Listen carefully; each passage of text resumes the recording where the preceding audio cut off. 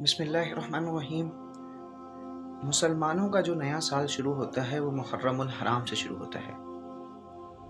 مسلمان نیا سال کی جو ابتدا ہوتی ہے مسلمانوں کی وہ محرم الحرام سے ہوتی ہے۔ اب آیا کہ مسلمان ایک دوسرے کو نئے سال کی مبارکباد دے سکتے ہیں یا نہیں، تو آئیں ذرا ہم اسلامی تعلیمات کی طرف جاتے ہیں۔ پھر اسلامی تعلیمات کے علاوہ ہم دیکھتے ہیں کہ عقل اس کا کیا کہتی ہے۔ حالانکہ یہ بات عقل میں بھی آنے والی ہے کہ یہ نئے سال کی مبارکباد دینا، نئے سال میں جشن منانا، یہ ٹھیک ہے یا نہیں۔ پہلے تو اسلامی تعلیمات کے ذریعے دیکھتے ہیں، پھر اس کے بعد ہم عقلی دلائل سے دیکھتے ہیں کہ یہ چیزیں ٹھیک ہیں یا نہیں۔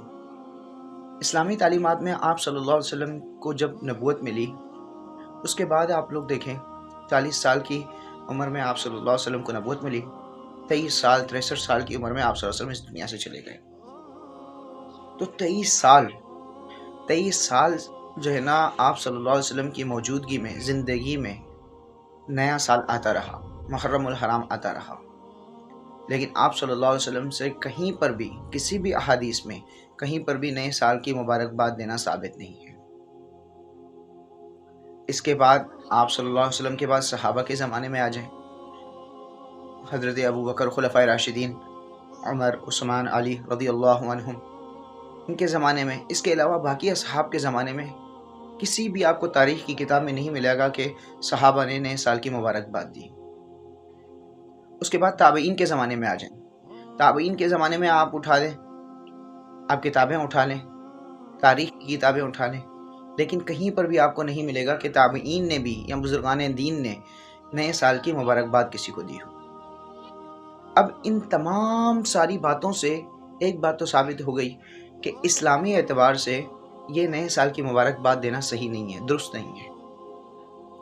اب عقل کے ذریعے آتے ہیں کہ ہم دیکھیں کہ ہماری زندگی ہر کسی کی کتنی ہے، کوئی 60 سال کی، کوئی 30 سال کی، کوئی 20 سال کی۔ کسی کے طور پر، مثال کے طور پر مان لیتے ہیں کہ بھائی کسی کی 60 سال کی زندگی ہے۔ اب جب یہ نیا سال گزر گیا تو عقل نے کیا کہا کہ انسان تیرے موت کے قریب ہو گیا ہے، تیرے باقی 27-26 سال رہ گئے ہیں، 23-24 سال تو نہیں گزار دیے۔ انسان جیسے کہ ایک دیوار ہوتی ہے نا، دیوار میں سے آپ ایک ایک اینٹ نکال دیں، نیچے سے آپ ایک ایک اینٹ نکال دیں تو وہ دیوار جو ہے نا گر جائے گی۔ ہماری زندگی میں کسی کے 24 سال گزرے ہوں گے، کسی کے 50 سال، کسی کے 60، کسی کے 70، ہر ایک کی زندگی میں سے ایک ایک سال چلا گیا، اور اب ایک اور سال جانے کو ہے 2024 آئے گا۔ اب آیا کہ عقل بھی یعنی کہ اس چیز کو منع کرتی ہے کہ آپ مبارکباد دیں، یعنی کہ آپ کا ایک سال جب کم ہو گیا، گزر گیا اور آپ موت کے قریب ہو گئے کہ آپ اس کی مبارکباد دیں۔ عقل بھی اس چیز کو منع کرتی ہے، تو اسلامی تعلیمات سے تو درست نہیں ہے۔ عقل بھی اس چیز کو منع کر رہی ہے کہ آپ جو ہے نا یہ کام نہ کریں۔ اس کے علاوہ آج کل دیکھیں کہ ان میں نئے سال میں، جب بھی نیا سال آتا ہے، ہیپی نیو ایئر آتا ہے، کتنی بے حیائیاں ہوتی ہیں، کتنی بے شرمیاں ہوتی ہیں، ناچ گانے ہوتے ہیں، لوگ شرابیں پیتے ہیں، بے حیائی والے کام کرتے ہیں۔ کیا ہمارا اسلام ہمیں یہ سکھاتا ہے کہ جب نیا سال آئے تو آپ شرابیں پئیں، آپ بے حیائی والے کام کریں؟ یہ تو ندامت والے دن ہے، ندامت والا۔ ہم اس کے اوپر نادم ہوں کہ یا اللہ 2023 آپ نے ہمیں اپنی زندگی کا ایک موقع دیا تھا، لیکن ہم اس میں کچھ نہیں کر پائے۔ ہم 5 وقت کی پوری نماز، تہجد وغیرہ یہ ساری چیزیں، عبادات نہیں کر پائے۔ یا اللہ تو نے 2024 دی، یہ نعمت ہے، یا اللہ ہمیں اس میں کرنے کی توفیق عطا فرما، 2023 میں ہم سے نہ ہو سکے، اس پہ توبہ کریں۔ کتنے خوش نصیب ہیں نا وہ لوگ ہوں گے جو 2023 میں 31 دسمبر کو مسجد میں جائیں گے، رات کو تہجد پڑھیں گے، صلاۃ التسبیح پڑھیں گے، پھر 2024 کو نکلیں گے۔ ہاں، لوگوں کو کہیں گے کہ میں نے 2023 جو ہے نا مسجد میں گزاری ہے، 2024 کی ابتدا میں نے مسجد سے کی ہے۔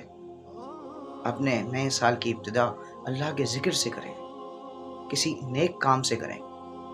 2024 کی ابتدا ایسے نہ کریں کہ شرابیں پئیں، کہ میوزک پارٹی میں جائیں۔ جس سال کی ابتدا ہی جو ہے نا آپ گناہ سے کر رہے ہو، جس سال کی آپ ابتدا ہی گناہ سے کر رہے ہو، تو اگلا سال وہ آپ کا پورا کیسا رہے گا؟ اس کی ابتدا ہی گناہ سے ہو رہی ہے۔ تو لہٰذا اس سال میں جو ہے نا جو چیزیں ہم سے کمیاں کوتاہیاں ہوئی ہیں اس کے اوپر اللہ سے توبہ کریں۔ آنے والا سال ہے، اس میں جو ہے نا اللہ تعالیٰ سے توفیق مانگیں کہ یا اللہ میں نے جو گناہ کیے ہیں مجھے معاف فرما، اور اس سال جو ہے نا مجھے نیک کام کرنے کی توفیق عطا فرما۔ اور یہ جو فائرنگیں کرتے ہیں، یہ کسی کو لگ جاتا ہے، کیا ہم مسلمان ہیں، ہم کیا دعا کرتے ہیں؟ یا اللہ ہمیں جو ہے نا جنت البقیع میں موت نصیب فرمانا، یا اللہ ہمیں مدینے میں موت نصیب فرمانا۔ لیکن موت کا تو کسی کو بھروسہ نہیں ہے، ایک سیکنڈ کے بعد آتی ہے، کسی کو پتہ نہیں ہوتا۔ میں نے یہ سانس اندر لیے، معلوم نہیں ہے کہ سانس باہر آئے گی یا نہیں۔ میں نے ابھی جمعے کی نماز پڑھی ہے، معلوم نہیں کہ میں عصر کی نماز پڑھ پاؤں گا یا نہیں۔ کسی کو موت کا بھروسہ نہیں۔ کیا ہم میں سے کوئی یہ شخص یہ چاہتا ہے کہ میوزک پارٹی میں اس کو موت آ جائے، شراب پیتے ہوئے اس کو موت آ جائے، بے حیائی کرتے ہوئے اس کو موت آ جائے؟ کون چاہے گا؟ تو لہٰذا ان چیزوں سے اپنے آپ کو دور رکھیں اور اللہ تعالیٰ سے دعا کریں، اللہ تعالیٰ ہم سب کو عمل کرنے کی توفیق عطا فرمائے۔